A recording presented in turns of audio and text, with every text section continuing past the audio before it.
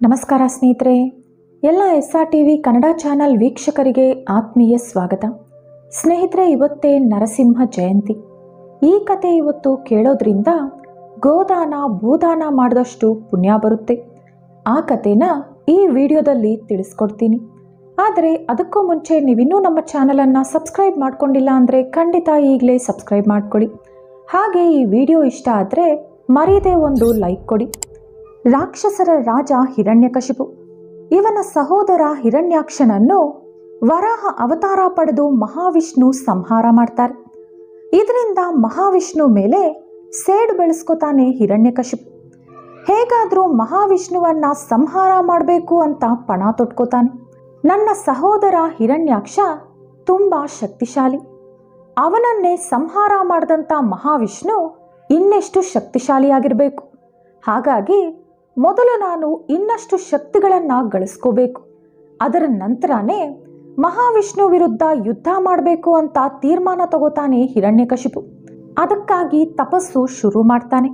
ಬ್ರಹ್ಮದೇವರು ಪ್ರತ್ಯಕ್ಷ ಆಗಿ ವರ ಕೇಳುವಂತೆ ಹೇಳ್ತಾರೆ. ಆಗ ಹಿರಣ್ಯಕಶಿಪು ಸಾವಿಲ್ಲದ ವರ ಕೊಡುವಂತೆ ಬೇಡ್ತಾನೆ. ಅದನ್ನ ಬ್ರಹ್ಮದೇವರು ಒಪ್ಪಲ್ಲ. ಹುಟ್ಟಿದ ಪ್ರತಿ ಜೀವಿ ಸಾಯಲೇಬೇಕು, ನೀನು ಕೂಡ ಸಾಯಲೇಬೇಕು, ಹಾಗಾಗಿ ಸಾವು ಇಲ್ಲದಿರುವ ವರ ನಾನು ಕೊಡಲ್ಲ ಅಂತ ಹೇಳ್ತಾರೆ. ಹಾಗಾಗಿ ಈ ಹಿರಣ್ಯಕಶಿಪು ಅವನ ರಾಕ್ಷಸ ಬುದ್ಧಿಯೆಲ್ಲ ಉಪಯೋಗಿಸಿ ಒಂದು ವರ ಕೇಳ್ತಾನೆ.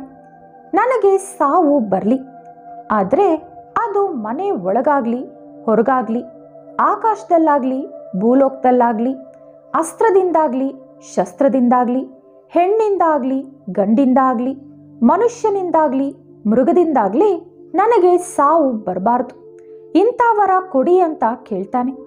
ಬ್ರಹ್ಮದೇವರು ತಥಾಸ್ತು ಅಂತ ಹೇಳಿ ಹೋಗ್ತಾರೆ.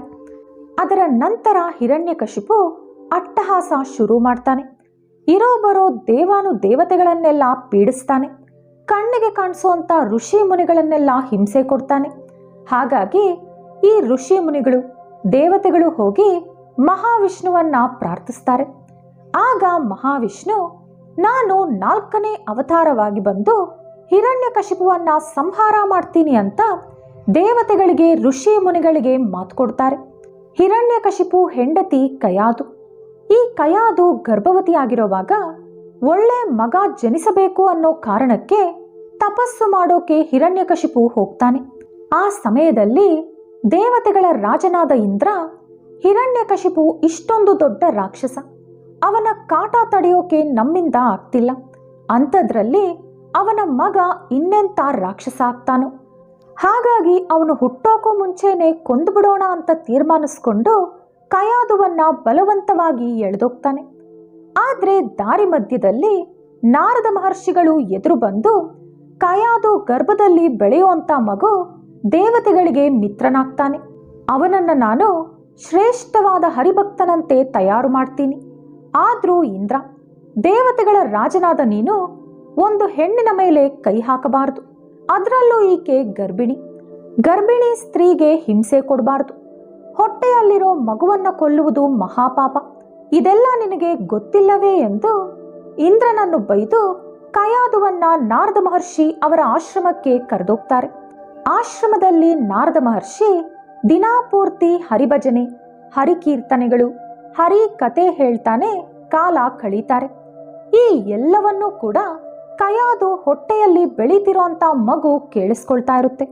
ತಾಯಿ ಹೊಟ್ಟೆಯಲ್ಲಿರೋವಾಗಲೇ ಆ ಮಗು ಹರಿಭಕ್ತನಂತೆ ತಯಾರಾಗುತ್ತೆ. ಕಯಾದು ನಾರದ ಮಹರ್ಷಿ ಆಶ್ರಮದಲ್ಲೇ ಮುದ್ದಾದ ಗಂಡು ಮಗುವಿಗೆ ಜನ್ಮ ಕೊಡ್ತಾಳೆ. ಹಿರಣ್ಯಕಶಿಪು ತಪಸ್ಸು ಮುಗಿಸಿ ಕಯಾದುವನ್ನ ಮನೆಗೆ ಕರೆತರ್ತಾನೆ. ಆ ಮಗುವಿಗೆ ಪ್ರಹ್ಲಾದ ಅಂತ ಹೆಸರಿಡ್ತಾರೆ. ಕೆಲ ದಿನಗಳ ಬಳಿಕ ಪ್ರಹ್ಲಾದನನ್ನ ಗುರುಕುಲಕ್ಕೆ ಕಳಿಸ್ತಾರೆ. ಕೆಲ ದಿನಗಳು ಕಳೆಯುತ್ತೆ. ಮಗನನ್ನ ನೋಡಬೇಕು ಅಂತ ಹಿರಣ್ಯಕಶಿಪು ಗುರುಕುಲದಿಂದ ಪ್ರಹ್ಲಾದನನ್ನ ಕರೆಸ್ತಾನೆ. ಕುಮಾರ ಪ್ರಹ್ಲಾದ, ಗುರುಕುಲದಲ್ಲಿ ಏನೇನು ಕಲಿತಿದ್ದೀಯೋ ಈ ತಂದೆಗೆ ಹೇಳುವಂತಾನೆ. ಇಲ್ಲಿ ಪ್ರಹ್ಲಾದ ಹರಿಕೀರ್ತನೆಯನ್ನ ಹಾಡ್ತಾನೆ. ಅದು ಕೇಳಿದ ಕೂಡಲೇ ಶೂಲ ತಗೊಂಡು ಎದೆಗೆ ಚುಚ್ಚಿದಂತೆ ಆಗುತ್ತೆ ಹಿರಣ್ಯಕಶಿಪುವಿಗೆ. ಮಗನ ಮೇಲೆ ಕೋಪ ಬರುತ್ತೆ. ಆದರೂ ಕೂಡ ಮಗ ಇನ್ನೂ ಚಿಕ್ಕವನು, ಇವನಿಗೆ ಏನೂ ಗೊತ್ತಿಲ್ಲ. ಇವನಿಗೆ ಪಾಠ ಕಲಿಸ್ತಾ ಇರೋಂಥ ಗುರುಗಳದೇ ಇದೆಲ್ಲ ತಪ್ಪು ಅಂತ ಹೇಳಿ ಗುರುಗಳನ್ನ ಕರೆಸ್ತಾನೆ. ನೀವು ಹೇಳಿಕೊಡ್ತಾ ಇರೋ ಪಾಠ ಇದೇನಾ? ತಂದೆಯ ಬಗ್ಗೆ, ಮಹಾರಾಜನಾದ ನನ್ನ ಬಗ್ಗೆ ನೀವು ನನ್ನ ಮಗನಿಗೆ ಹೇಳ್ಕೊಡ್ಬೇಕು. ಅದನ್ನ ಬಿಟ್ಟು ನನ್ನ ಶತ್ರು ಬಗ್ಗೆ ಯಾಕೆ ಪಾಠ ಮಾಡ್ತಿದ್ದೀರಾ ಅಂತ ಕೇಳ್ತಾನೆ. ಇದು ನಮ್ಮ ತಪ್ಪಲ್ಲ, ಇದು ನಿಮ್ಮ ಮಗನ ತಪ್ಪು.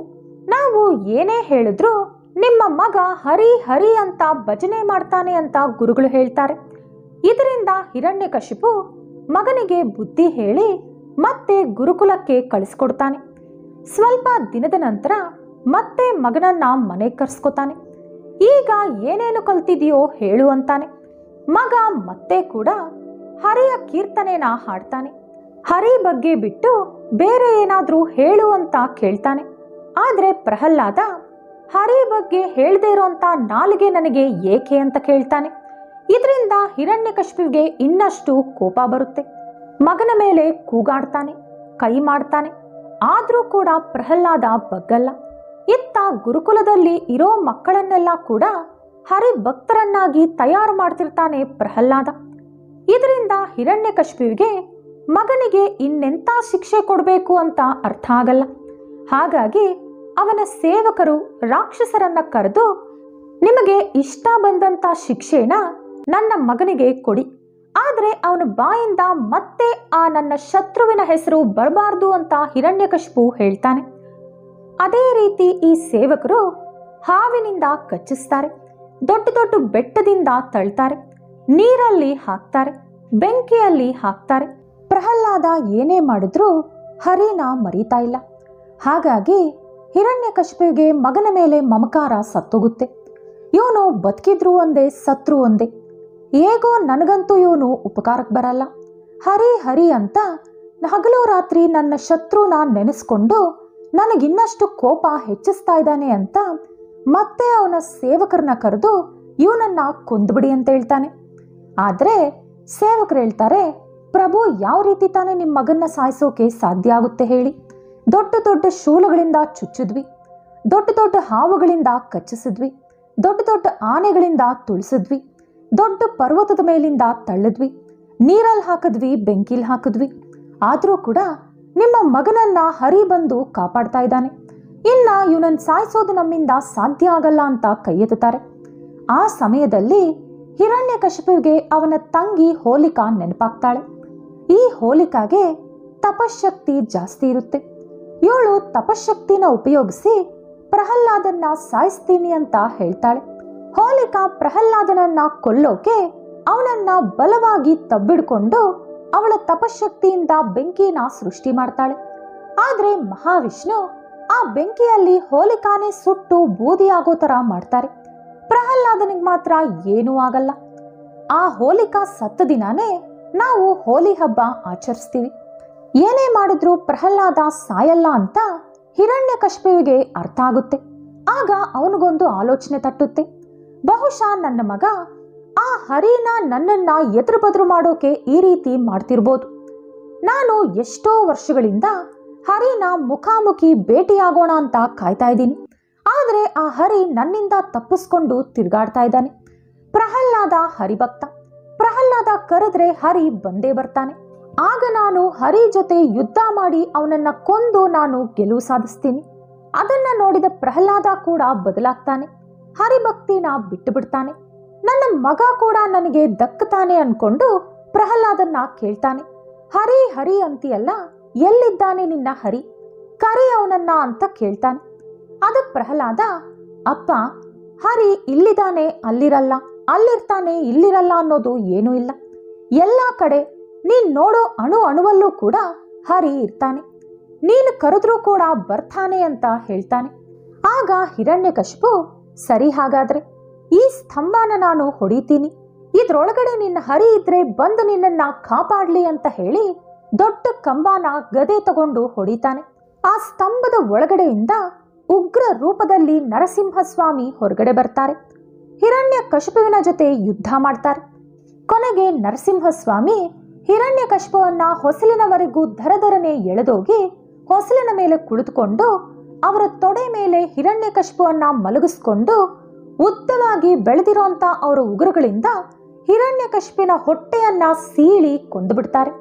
ಹಿರಣ್ಯಕಶಿಪು ಕೇಳಿದಂತ ವರದ ತರಾನೇ ಅವನ ಸಾವು ಆಗುತ್ತೆ.